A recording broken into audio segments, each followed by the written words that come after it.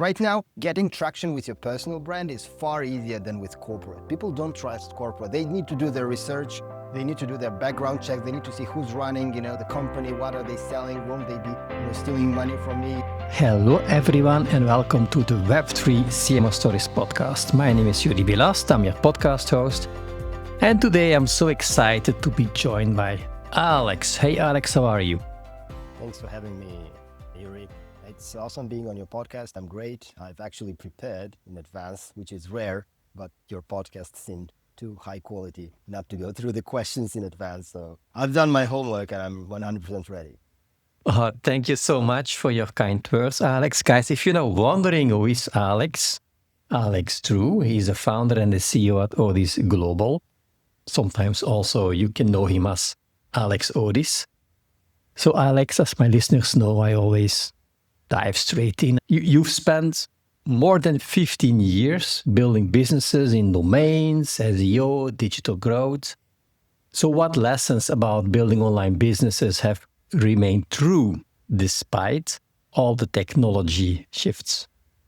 Entire career, and if you look at my tax records, I think all the money I've made was online, to be honest. And now that I think about it, it's very funny. I actually haven't made money in any offline business. 100% an internet marketing career. Now, regardless if it's internet marketing or brick and mortar business, the same fundamentals apply. If someone would ask me, yes, I want to start online, I want to scale, I want to build a company, I want to build a brand online, I want to have a digital product or service or productized offering.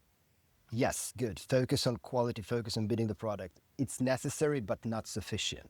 And I think most companies that start, regardless of the medium, online or offline, fail because they do not have the necessary focus on two main ingredients, and that is proper networking, the ability to build long-lasting relationships with people, and a focus on sales, but not sales as with closing, but sales as with opening a relationship for someone. And the reason I'm saying this is because I see so many people focused on the service and on the product and on improving it. But then you have companies like Anthropic announcing we need a head of events. Why would Anthropic need a head of events? Because they need networking, because they want to invite decision makers. So great products, even those in eras like the AI revolution, are absolutely necessary, but it might not be sufficient to just have a great product or a service. So you need to invest in building relationships. You need to invest in good sales practices that build long-lasting connections with people. And I think that has been the biggest trick, regardless if it's online, offline. And I took advantage of the entire boom, Google and all these intent-based traffic acquisition channels throughout the last 15, 20 years or so. Yeah. Well, I love that advice. It totally makes sense. This is also what I love to do, building these relationships, networking. When we saw each other at your event, at the Blue Ocean event at the boat in Malta, this was already a good example of that. Now, coming back to Odys, what was the original insight behind Odys? What made you believe that edge domains could become a meaningful competitive advantage for entrepreneurs? Well, it was a business decision, to be honest, because even before we named the company Odys, we had thousands within our network of buyers and sellers of different type of domains. At some point, I realized that domain investing as a whole is a very tricky market. So for instance, I'll give you just one example. On average, someone looking for a decent brandable domain name for a startup will only buy once from you. Whereas if you focus on, and that was the business decision from back in the days, if you would focus on age domains, which have some sort of consumption rate, you use more of them. The more you use, the more, if you do it in the right way, you can grow. Then I realized the same customer can buy many more domains throughout the years and just increase the customer lifetime value. So we thought, like, why do it the traditional way? Let's start exploring something new. Plus, very few people actually knew how to use them properly. And most importantly, there was this negative connotation about domains. They were called, and they are still called, but I don't think that's the proper name. They were called expired domains. Now, expired means it doesn't sound that well. So we actually spent a lot of time and money and marketing to make the word aged domains as quality as an aged wine. An aged wine is better than a fresh wine, most of the cases, right? So we tried to switch that narrative from expired domains to aged domains and found plenty of use cases from iGaming to companies that do private jets. And it just been insanely profitable for those who went the extra mile and trusted us and believed it was possible to actually leverage this for high intent traffic. And then most founders started brand new domains. They start a company, they think about a domain, they find something that's still available. It's not so easy these days. So what do those people misunderstand about digital authority?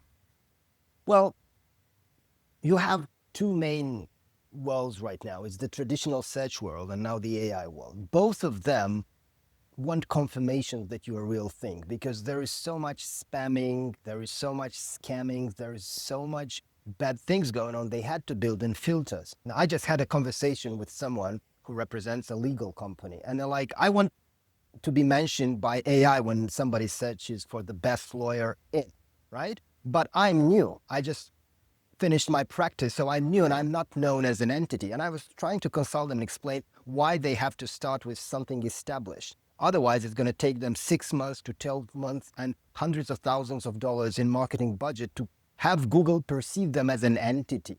So when you're starting out, depending on your strategy, you may want to work on your branding, even personal brand. Let's say if you're a lawyer, if you're an iGaming operator, regardless, but you have to make money meanwhile. So combining the both worlds. So that's why the strategy with an age domain, on one hand, you use it to actually leverage domain authority and get ranked faster. On the other hand, it can be used to just generate leads at this very same time. So there are multiple ways to do it, but at the end of the day, you don't have to start with zero because who wants to wait 3, 6, 12 months to start getting any clicks?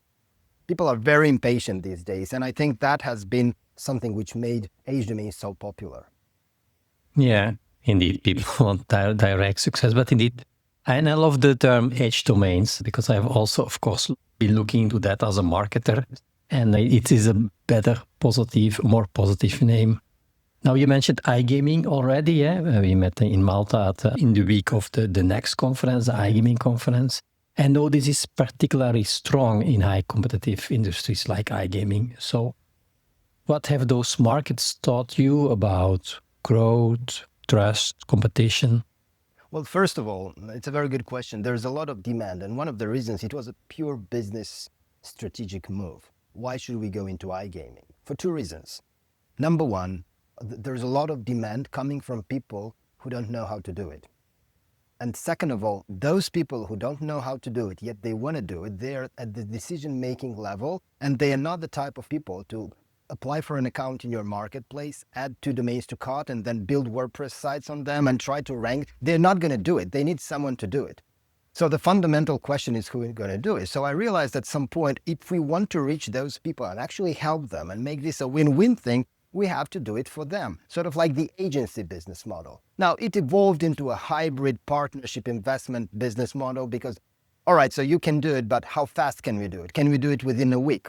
Well, we can, but obviously it's going to cost more and the more budget is going to be required. Thus, the partnership revenue share and a very hybrid-like model. So it's not like buying, it's not pure service level. But the reason we went in there because of the demand and also because of the need. Some markets are just so unpredictable and volatile. You cannot build brands in there. So even brands that compete in certain markets, Asian markets, European markets, they cannot afford to rank there with the main domain. It will not last because you have all these age domains players that just rank in no time, bank, even if they drop, they redirect, they migrate, they use all sorts of loopholes and tricks to come back. So you cannot compete by building a brand, even long term. You will not rank. So it's a churn-and-burn strategy at the core of which you have the age domain. And that's good business for us, but it's also a winning strategy for them.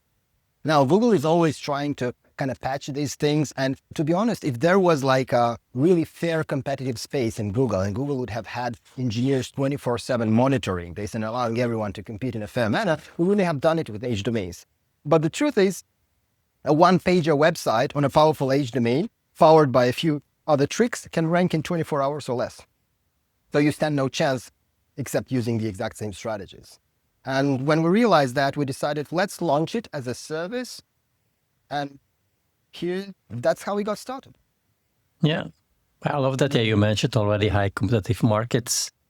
You have the blue ocean, the red ocean, the famous book, or the blue ocean concept. It seems to be deeply embedded in the Odys culture. How do you identify opportunities that others overlook? First of all, we have been doing things the blue ocean way for many, many years, except we haven't really positioned the company's posture as a blue ocean thing. We haven't talked about it as a narrative. We haven't publicly announced it. Hey, we're doing things in the blue ocean way. Sometimes when talking to customers or clients or partners, we've mentioned it. Even some of the strategies and techniques and methodologies we've used for traffic acquisition would be named after blue ocean concepts. But we haven't really positioned the company. Plus, there have been certain changes in the company which made it blue oceanish in a way. So the very idea is innovation. Because one thing which Charlie Munger and even Warren Buffett would say in a good service or a product or business is what's called air. You need to have high margins in order to be able to reinvest and grow and help your customer. That's number one. The second one is you really don't want to compete in a red ocean with everyone else. That's because most likely you will fail, not because of lack of margins, but because it's just not sustainable long term. So blue ocean by definition is coming up with completely outside the box methods and techniques and ways of doing things to the extent like we're pioneering the industry. So this has been a very important concept. Instead of reverse engineering, we put a lot of money and effort and blood and sweat and tears into research and development, which means we want to, in order to get there, we know we have to fail. So we have teams and people within the company that are constantly testing concepts and ideas, even the craziest ones. Because we know once we find something and we apply it for our partners' clients, the returns will be asymmetric because by the time competitors will figure it out, we already have the next one. And that is pioneering. And that's how every single breakthrough in human history has been a blue ocean breakthrough, to be honest. Except now it's the company's policy. By definition, we don't want to compete in a red ocean. Unless we have a new concept on how to do it, how to enter the market, and it's going to be different, we're not going to do it full stop. I love that. Now, you know about my book, The Future CMO. Yes. One of the ideas I explore in the book is that AI is making competence abundant while trust is becoming scarce. Yeah. Do you see that happening also in SEO and in your other online business as well? To be honest, as of recently, we started to have a consensus with my CFO in regards to why do we spend so much on brand building? Because brand building takes time and it's not always easy to monetize the efforts of brand building. But when you start solidifying your brand, what happens is you generate trust out of nowhere. I have someone joining us as Chief Revenue Officer, and they looked at the business, they look at the balance sheet, they look at the numbers, they look at the P&L, they look at the entire picture, and they said, leads are coming from everywhere. Where are leads coming from? And I'm like, it's the brand, it's the awareness. Well, this besides, all the marketing that we do, it's just the overall awareness of brand is actually a non-tangible asset in the balance sheet. So for instance, McDonald's brand, I think, is worth like something $20 billion. Just the Golden Gates. Coca-Cola is worth, I think, tens of billions of dollars as well. And they reached that level. Now, Odys is obviously not worth that much by far, but it's still worth something. It's recognizable within the digital marketing, SEO, SNG marketing, and communities. So, which means that you can literally put something next to the brand, and all of a sudden it will be recognized. If you work hard and have this paranoia mindset towards protecting the brand and the reputation, it signals what you just said, trust. And that is the most important thing. One of the reasons gentlemen like Gary Vee and all these people that talk about marketing and sales, they put so much emphasis on personal brand is because it's easier to trust someone than something, that something being a brand. But I think if you're doing all the things right, I think people trust more Coca-Cola or McDonald's than the CEO of Coca-Cola and McDonald's. Most people don't even know who the CEO is. So we chose that path, not necessarily because we like those brands or not, but because we think that attributing trust to a brand can result in something that we call making money now and in the future. And the future, as within the future CMO, right? The future is all about brand awareness, where people recognize and you're able to harness that authority long term. Yeah, so for the Odys brand, you chose deliberately I think, to put the emphasis on the Odys brand and not on yourself as, the founder, the CEO. But, we both know Gary Vee, you mentioned him, I spoke with him too. You decided really to say, okay, I go for the company brand. That deliberate choice? First of all, there were phases within my business career where I like, what if I want to exit? Then how do I sell the company if it's me? Do I just, I don't know, rent them my name afterwards, or do I just act as I'm still in the company, or am I forced to stay as the CEO or some sort of role?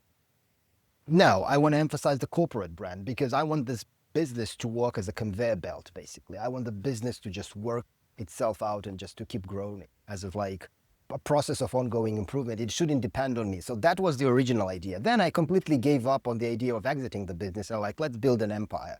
Sort of like being very influenced by Richard Branson's Virgin, where he has like 300 Virgin companies. And like, well, Odys is very similar to Virgin as a brand, whereas we can launch multiple business units associated with the Odys brand. We can go into multiple verticals, even physical products, and we don't have to sell. Why would you sell? You just grow, right? Plus, at some point, money stops becoming so relevant. It's all about the game. It's all about the growth. Now, going back to your question about personal versus corporate brand or business.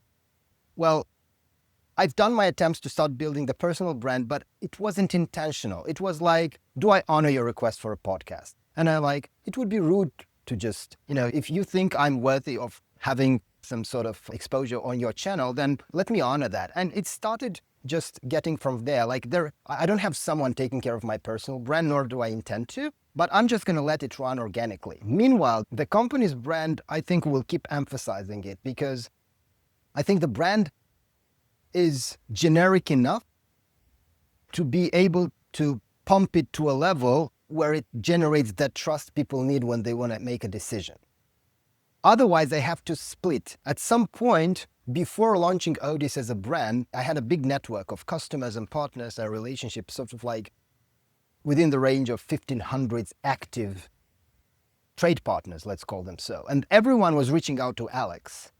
And if something happened to Alex, then there was no business. So I said, I cannot make myself the single point of failure. So I want to build like a corporate entity, not a corporate culture, but a corporate entity that would not depend on me. I'd still run it for as long as I can, but at the core of it, it was the brand. So this was a decision made. It doesn't work for most people as the way I see it. Because right now, getting traction with your personal brand is far easier than with corporate. People don't trust corporate. They need to do their research. They need to do their background check. They need to see who's running, the company, what are they selling? Won't they be, stealing money from me? And that's why it's easier with the personal brand. And that's why Gary Vee and everyone else recommend, because it's just easier.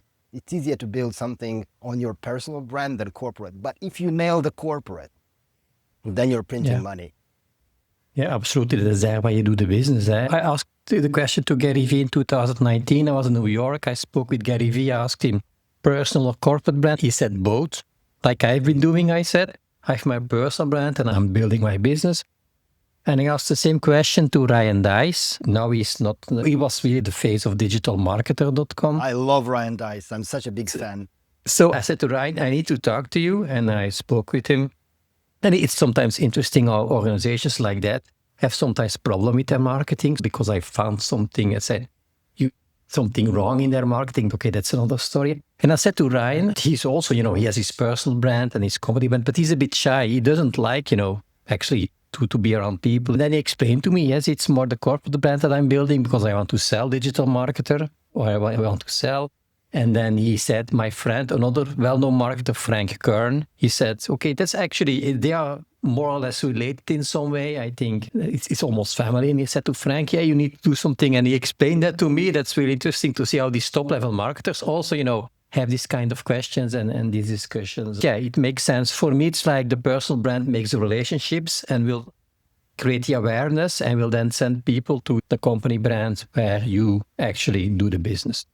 Correct. So, and it's all based on trust. I put it also in my TEDx talk, like you need to protect trust with your brand, like you put it on the balance sheet, right? Like you protect profits. Exactly. So, coming back to trust and AI search is changing how people are discovering information. But what happens to concepts like authority, reputation, trust when AI becomes the first layer between users and brands? So I could probably take a moment to promote age domains again, because what happens right now is all these AI companies, especially the ones that do invest in further building the models. And I'll just mention OpenAI, Anthropic, and Gemini, or Google, for instance. All of them, when going through the training, they do not necessarily pay attention to a lot of semantics, means they will perceive as authority anything that is mentioned on an authority domain or website which has been around. And the beauty of it is that age domains and age websites, they have history. So they're like, all right, so this site or this domain has been registered in 96. Most likely I should trust it. And we're seeing it all over the place. That's why, for instance, the setup of just buying a handful of domains, deploying websites, obviously it has to be done properly. Having the listicles, the brand mentions in there, and all the top right, they will reflect inevitably. It's not the only thing that triggers it, but it works. Now, another thing is, and this is important, so age domains have taken right now the path, like the way people would do link building with age domains in 2005 or 6, many years ago, like the history repeats itself with AI, because it's not links right now, it's brand mentions. Yeah. But if we look at the numbers, we can see that it's still a bubble. Why? Because Google still owns the majority of the market with the search-related queries. So there isn't so much high-intent search traffic in the LLM models still. And I think I've just been on a call with a company that does legal clients and lawyers, and they said lawyers are all about AI mention, but the truth is they're not getting leads out of it. It's for the bragging rights. And we were jokingly talking about how a lawyer enters a bar and, grabs his phones and asks ChatGPT who's the best lawyer in, I don't know, New York, for instance, right? And they show it to their competitor. Look, ChatGPT says I'm number one. So it's for the bragging rights. It's not like people actually search for that. Well, some might, but it doesn't compare with the traffic you would get from Google or even from AdWords or whatever the ads for the exact same terms. So it does work. It is necessary. Even age domains trigger it if done right, but it's not that yet. It's not there yet. Like, we're still not seeing that much of a volume. I could tell you at the Odys Marketplace, we have a business unit called Odys Marketplace, which is a marketplace. We're seeing out of 50 registrations, just one says, we've discovered you through ChatGPT. Still, that is super good for us, meaning someone actually asked, what is the best age domains marketplace online? And then ChatGPT would say GoDaddy, but if you need a curated one, it's Odys Global and a couple of other competitors. So we're still getting it, and we've been getting it, by the way, from ChatGPT since 2023 or so, since they first launched it. Because we did our marketing right, and we didn't even try to influence the LLMs. They just picked it, they trained on it. Yeah. For me, that's all. I'm doing this podcast episode with you. I have already done more than 300. There is a lot of content out there. Also on my blog, it's ranked in AI. It's ranked on Google. And so I had people reaching out to me that put on Google, like when my brand was, now it's the future CMO, but it was the Web3 CMO. And someone said, who is the best Web3 CMO? And my name was on top. Or someone asked, I need a fractional CMO in Europe, and my name was there because of the content, all of that around. You mentioned age domains, and it's really interesting because I'm also wondering what happens because an age domain, by definition, has history attached to them. But how do you distinguish valuable history from dangerous history? Well, that used to be the most time-consuming thing to do when assessing or doing background checks or spam checking these age domains. The easiest way is just look at the backlink profile within any big data SEO tool like Ahrefs, SEMrush, Majestic, one of those tools. And is it legit? Is it the domain of a former corporation or any organization for that matter? Like, is it legit? Does those links look like legit? You obviously want links from authority website. But the second one, most common one, is just go to archive.org and just look at the snapshot. What has been on the domain for the past, since the very beginning. That used to take a lot of time. Now we have AI agents that check this history, and we're very strict. If the website has somehow been part of some sort of defacing, let's say mass attack 3 years ago, most likely Google still remembers that, so it will not pass our due diligence filters. So we want to make sure if somebody buys a domain, they actually buy domains that have good reputation. Just like personal brand reputation, corporate reputation, you will not get the exact same results with a domain that had been abused in the past. So this is very important. Yeah. You mentioned already, yeah, that Odys started as a marketplace, but Exactly. today it is involved in a much broader ecosystem. What was the thinking behind expanding into podcasts, into events, mentors, alliances, and community building? Well, first of all, you can't just scale vertically within a market because there's limits to it. So for instance, if you want to be the number one age domain platform or seller online, there is still limits to it. You can't like sell infinite amount of age domains. Most important, you can't really create them from scratch. You depend on what the aftermarket gives you. The biggest player in the aftermarket is GoDaddy, so you depend on GoDaddy, you depend on other players, and you depend on people like you who may have had startups 10 years ago deployed on some domains websites. You no longer need them. You can sell them through us. By the way, if any of your listeners have inventory that falls into the category of age domains or websites and they're just eating their renewal fees, they can go to Odys and try to sell those through us. So that's a win-win because most likely you've been paying renewal fees for 5 years and you know you won't be doing anything with that startup domain. The second thing, we realized that was finite to some extent and you can't scale it, the company to $1 billion just selling age domain. The second thing which we solved was realizing that there is an untapped blue ocean market of people who would use age domains. We had a case, a private jet company from US buying a aviation related domain to us, 301 redirecting it to an aviation related page on their website and just skyrocketing traffic. And we realized sky's the limit, but you're talking about decision makers. They can't be doing SEO. They can't be doing all these redirects. They can't be buying domains. They have other things to do. And that's when we went into the agency model, doing it for them. So done for you services. And then we're realizing that it's all about networking and such. We decided to launch the podcast. We've started doing events. We've launched the mentors program, which is people we find really awesome within our network and community, and we want to promote them. And through them, we're basically expanding the network. Now, there are many benefits to all this program. So mentor is more about personal brands. Alliance is more about corporate brands. For instance, you could become a member of Odys Alliance. Now, when somebody needs a fractional CMO, like, you go to speak to Joeri. That's how it works. So it doesn't cost anything. It's just at the level of network building and concept. Now, as of recently, we're going into LLM marketing because that's a hot thing. And we have plenty of other things which are planned to be launched next to the Odys brand. I'll admit it, the main influence has been Richard Branson and Virgin. You go to virgin.com and click on our companies, they have hundreds. Not all of them are profitable, not all of them are unicorns, but it's a very scalable and lucrative model of scaling a holding company horizontally. So I think that has been the main influence. And obviously there are constraints and tricks associated with that, the hardest one being finding the right person who's going to lead these units because you can't do it alone. Alex, Drew cannot manage 10 companies, 15 companies. It's just impossible.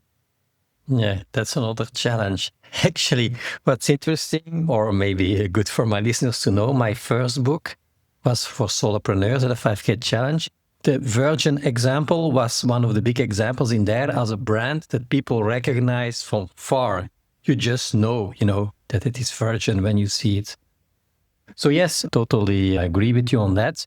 Now, in a world where AI can provide the answers instantly, so what role do you then see for these mentors you just mentioned? Trusted networks, communities, what role is it still for them? Okay, so I'll make another confession here. We launched Mentors 2 years ago, and the concept was we want to sort of like build a framework for building and strengthening and nurturing our network, but at the same time, we want to find a way to monetize it. So, for instance, we'd invite someone like you because we know you're worthy and you know your stuff. And then would like, how much do you want to pay per hour? So let's say $500 an hour. And then we would resell those consulting calls to members of our marketplace within the network. And it went pretty good up until I didn't really like the model. And I thought it should be more around mentors helping each other, sort of like creating synergy and opportunity, not just selling $500 call. It wasn't that impactful as I wanted it to be. And then we slightly let the program be, and we relaunched it this year with a different aim in mind. But relaunching it this year was to somehow mitigate the risks imposed by AI. And this has been another thing that I caught from Gary Vee. He says, I'm very bullish of offline events where you're literally being asked to put your phone away and get into a room with other awesome people. And by the way, on the boat, we had a couple of mentors. Next week, we're going to Manchester. There's going to be an SEO event, but we're doing a private entrepreneurs dinner where it's going to be mostly mentors from within the community, like local and not just local. So for me, getting awesome people into a room stands a very high chance of creating opportunities far beyond anything. So mentors is meant to sort of like balance whatever AI is bringing and the networking and the synergy. And now with all these quantum physics discoveries showing that our brain is actually not just generating thoughts, it's actually catching thoughts with a Wi-Fi antenna or something. It has been proven this podcast done in real life and in real person would have been a totally different vibe. So we want to catch those vibes with the mentors program. Regardless if it's AI or robotics and everything is online and you have the chance to ask any question and get an instant reply, nothing compares with one-on-one networking. Nothing compares with sharing your thoughts in a panel, on a boat. I think it's just a totally different experience. And by the way, even if you look at the history of our company, all the meaningful impacts that reflected on growth was a result of someone sometimes somewhere showing up and doing some sort of deal, whether it's getting them on the team and them delivering some sort of results, or if we're talking about prospects and clients, meeting somewhere. I've never had exponential growth from just online advertising. It does pay the bill, generates growth, but when you nail someone and something, like, it's a very extreme world. It doesn't come from mediocre advertising. It has to be, and that is the bet with mentors. Yeah. Well, I love what you said about recording podcasts in real life. I've done a couple, I've done one at the NFC Summit. I've done a few in Sintra, where I live in Portugal, a walk and talk. Like, you walk and people see on video, they see something happening, they see tourists, they see the beautiful images. And while you're having this conversation, and it creates a different vibe, and it's also networking, a bit like we are doing right now. We met in real life, and now we are here on the podcast. And we will see, maybe, Alex, there will be an opportunity on another event, real life, to do it in real life. Another thing you mentioned about synergy, actually, this is what I'm doing here, what I did here in April and in November, my Sintra Synergies retreat. It's actually about that, putting people together. It's about them connecting with each other, masterminding into marketing. Last time there are people from all over the world and making this beautiful synergy together. Now, the time flew speaking to you. Thanks so much for sharing everything. You mentioned already, Alex, about the age domains and so on. But if people are not triggered by everything you said, where would you like me to send them? Well, our official website is odys.global. And from there, you can go to every business unit that we have, all the Odys companies. And basically, if you want to sell your domains or assets, you can go to Odys, sell your domains. If you want to check the marketplace, it's the marketplace. If you're an iGaming high-level affiliate operator, we have iGaming. Reach out to Nicola, who's leading iGaming. If you want to reach out to Aneta, it's the Odys podcast. So you'll find a way to reach out. If you want to reach out personally to me, my username across all social media platforms is Alex Odys, because it's just easier to find. So both LinkedIn and such, you'll find me. I usually tend to get back to everyone relatively fast, despite of how busy things are. It's because you never know, right? You never know. You cannot just play the game of ignoring someone. Yeah. You mentioned that you're in online business already so long, and you have been doing that all your business life. And then it's all about connecting. Yeah, I totally get that. I'm also connecting with everyone. I'm also available on these different channels. So thank Alex. As my listeners know, there are always show notes. So your links will be put in there, or anything else that people want to know. You can always share it with me. I'll put it in the show notes. Thanks so much, Alex. It was a real pleasure to have you on the show. Thanks for having me, Joeri. It's been a magnificent podcast. Guys, what an amazing episode. I am sure that this episode is useful for people around you, your neighbor that maybe has some domains, entrepreneur friends, people in your network, other marketers, people in iGaming. Be sure to share this episode with them. If you're not yet following the show, well, this is a good moment to hit the subscribe button. And if you haven't given me a review yet, if you give me these 5 stars, this will help me reach an even bigger audience. And of course, love to see you back next time. Take care. A special thanks as well to Rio, the main sponsor of Web3 CMO Stories. supporting conversations at the intersection of Web3 AI and the future of digital leadership.